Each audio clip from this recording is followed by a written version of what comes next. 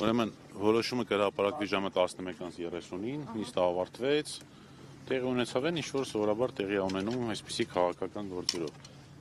Ինչ նոր հանգամանքներ ճշտեցիք ձեզ համար, ինչ էին Ոչ մի նոր հանգամանք չկա, Ժորժ ջան, ոչ մի նոր հանգամանք գոյություն չունի։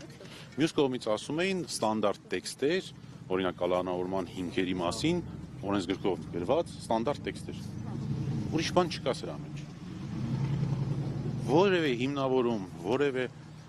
տվյալ այն մասին, որ Արշակ Սրբազանը կատարել է ենթադրյալ հանցանք չկա։ Կա ենթադրություն հենված ինչ-որ տվյալների, հենված ինչ-որ տվյալների վրա, որոնք ինքնին արդեն նորմալ տվյալներ չեն։ Սա հաստատվեց։ Դատարանում հաստատվեց, որ չկա որևէ տվյալ, որ Արշակ Սրբազանը կատարել է այդ իրեն վերագրվող հանցավոր արարքներ։ Այլ կա ընդհանրապես ենթադրություն։ Լավ, Մասիս Մելքոնյանը ինչ դիրքորոշումներ,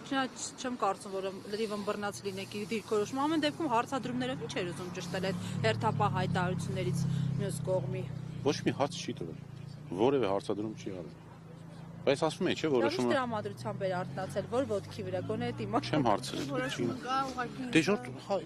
նոր բան է, ասենք դա իրավաբանություն էստեղ կապ։ Բայց հնարավոր է, որ ինաչափություն չլինի այս անգամ, չէ՞, բացառություն լինի, որովհետև Արշակ Սրբազանն էլ տես մի բան ասեց, ոնց որ ինքն է դերման լավատես է, բայց ես որպես ճանաչող, որպես փաստաբանությամբ մի քանի ժամ, մի քանի տարի զբաղվող հստակ ասում եմ, որ չկա տես։ Իսկ ո՞նց է իր անցքում, որովհետև տարբեր շրջանակներից տեղեկություններ ունենք, որ ինքը առողջական խնդիրներ էլ ունի։ Այս պահին ինքը ո՞նց է իր անցքում։ Շատ լավ է այս պահին, դեղ ընդունում, առավոտյան իր դատարանի նաև տեղեկացրեցինք, տվեցինք, առողջական վիճակը նորմալ է։ Շատ լավ, շնորհակալ եմ։ Ես եմ շնորհակալ։ Առողջական խնդիրներ ընդհանրապես չեն բարձրաձայնում, չկա առանձնապես ոչ մի լուրջ խնդիր։